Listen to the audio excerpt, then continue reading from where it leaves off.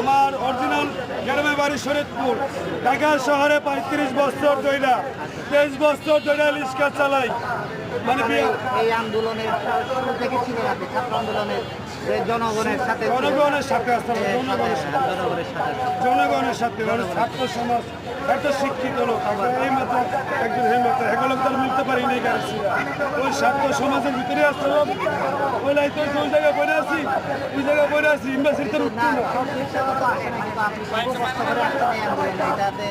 না। এই আন্দোলন সকল আমি ওই যে সকল যদি ভালোবাসতো, সকল যদি ভালোবাসতো এই দেশে স্বৈরাচার হইতো না, এই দেশে সুদ হইতো না, এই দেশে ঘুষ হইতো না, এই দেশে মানুষ অসহায় থাকতো না, সবাই যদি ভালো হইতো।